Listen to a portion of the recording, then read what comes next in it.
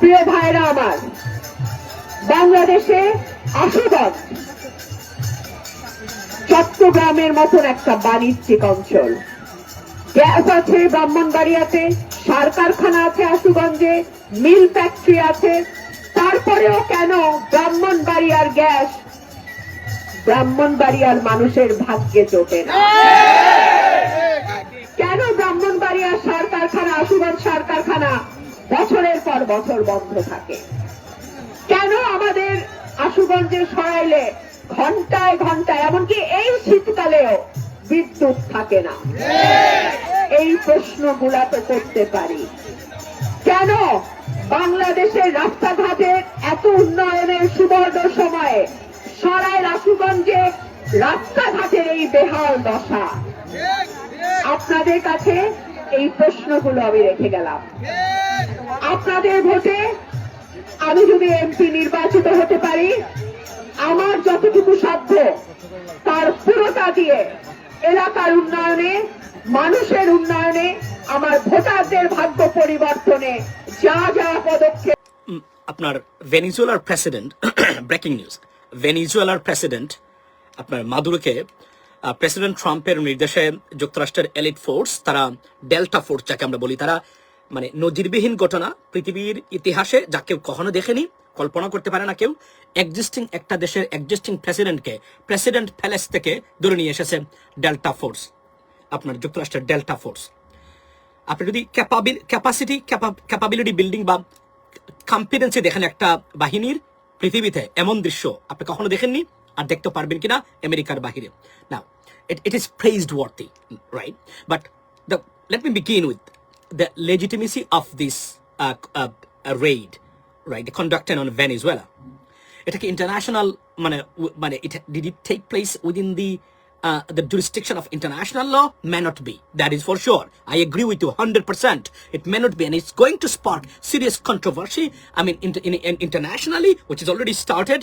And can Venezuela? I mean, see, this is the end of the era.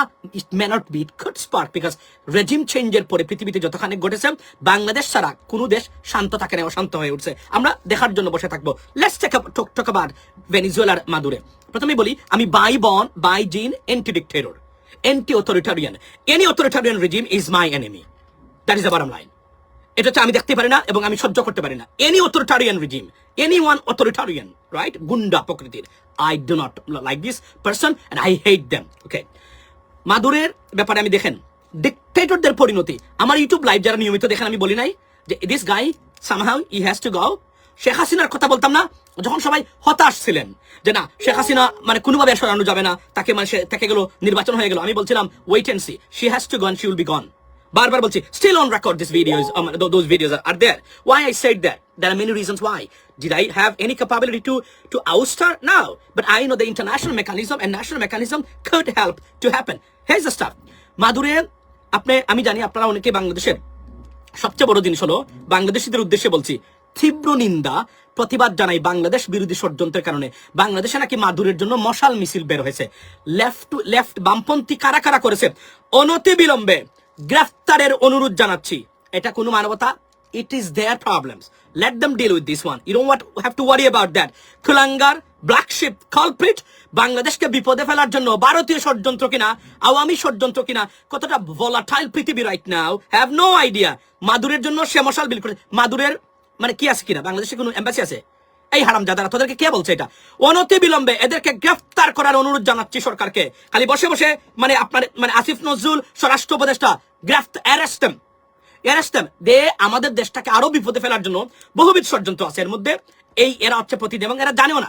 The problem is, আপনি রাষ্ট্র পরিচালনা করতে গেলে আপনাকে রাজনৈতিক কূটকৌশল জানতেই হবে, পজিটিভ কূটকৌশল, মানুষ হত্যার দুর্নীতির কূটকৌশল না, পজিটিভ। কোনটা করা যাবে, কোনটা করা যাবে না, কোনটা অ্যালাউ করা যাবে, কোনটা অ্যালাউ করা যাবে না, রাষ্ট্রের লং টার্ম আপনার কিসের জন্য, বেনিফিটের জন্য। এই মাদুরে আপনি জানেন, ভেনিজুয়েলা একটা হ্যাপিয়েস্ট কান্ট্রি ছিল, ধনী রাষ্ট্র ছিল। World third largest well reserve যে দেশের আছে তার নাম হচ্ছে ভেনিজুয়েলা। এই দেশ এখন আমেরিকার মতো ধনী থাকার কথা সব দিক দিয়ে, বিকজ এতটা তেল সমৃদ্ধ এবং সম্পদশালী একটা রাষ্ট্র।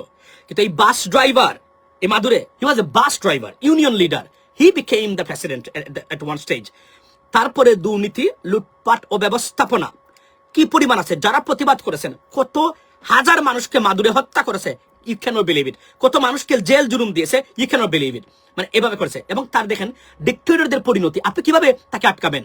আপনি দেখেন, আমি আমার একটা লাইভে বলেছিলাম কয়েকদিন আগে, আমি জানি না কেউ দেখেছিলেন কিনা, মাদুরে না আজকে বলছি Iranian president, they have to go to, they will be gone somehow, this has started, there is a process, okay, now we can talk about later, here's the stuff, মাদুরের কথা বলছি। দেখেন সাদ্দাম, গাদ্দাফি এবং এই মাদুরের মতো এবং হাসিনার মতো যারা আছেন, শেখ হাসিনার মতো, এরা কেন অস্তিত্বহীন পড়ে? এরা এই কারণে প্রথমত এরা মূর্খ, লেখাপড়াহীন মানুষ, এরা মনে রাখবেন, এবং এদের কোনো কমন সেন্স নাই। আর ডিক্টেটররা যখন অপরাধ করে পিছনে ফিরে যাওয়ার কোনো সুযোগই থাকে না তাদের। 1 বছর ধরে প্রেসিডেন্ট ট্রাম্প তাকে সুযোগ দিচ্ছেন, তার কমন সেন্স নাই যে it's not good time, darkness head of me. তার যদি দেশের প্রতি মায়া থাকতো, তার যদি তার মানুষের প্রতি মায়া থাকতো, দেখেন আপনি বিষয়টা, তাকে তার বলা উচিত ছিল না যে না ঠিক আছে এটাকে মানে একটা মেকানিজমের ভিতরে আনি, সময়টা খারাপ, হয়তো আমি বিপদে পড়তে পারি, দেশটাকে রক্ষা করি। আলোচনার ভিত্তিতে গেলে সব ধরনের আলোচনা প্রস্তাব দিয়েছে যুক্তরাষ্ট্র, ইভেন তাকে ভয় দেখিয়েছে তার ওল্ড ট্যাঙ্কার গুলা মানে আপনার সিজ করে তারা, রাইট? এরপরে তারা একের পর এক মানে আপনার ভেনিজুয়েলার মানে কোস্টে তারা আক্রমণ করেছেন, বলছেন যে ড্রাগ ডিলিং বা ড্রাগ ট্রাফিকিং, হিউম্যান ট্রাফিকিং এর ব্যাপার তারা সেটা করেছেন। প্রতিদিন তার চতুর্দিকে তারা মিলিটারি ড্রিল করেছেন ভয় দেখানোর জন্য, যে সে যেন রাজি হয়। সে চলে গেলে কি হয় না, প্রশ্ন হলো যে সে কি খুব জনপ্রিয় ছিল? Not at all. শেখ হাসিনার থেকে ও জনপ্রিয় মাদুরে তার মানে কোচি দেশে, এবং ভয়ঙ্কর ভাবে আপনি কল্পনা করতে পারবেন না। মানে এই ভেনিজুয়েলার প্রেসিডেন্টের কারণে যুক্তরাষ্ট্র তাদের অভ্যন্তরীণ শান্তি শৃঙ্খলার জন্য বিপদগ্রস্ত। 600 ভেনিজুয়েলান্স টেম্পোরারি আপনার প্রোটেকশন স্টেটাস ছিল আন্ডার প্রেসিডেন্ট ট্রাম্পের, ওদের ইমিগ্রেশনের কথা বলছি, যারা মানে বর্ডার হয়ে আসছেন, এরা এখন এদেশে রয়েছেন, হি মানে cancel this temporary protection TPS যাকে আমরা বলি অর্ডার। এখন কি হয়েছে?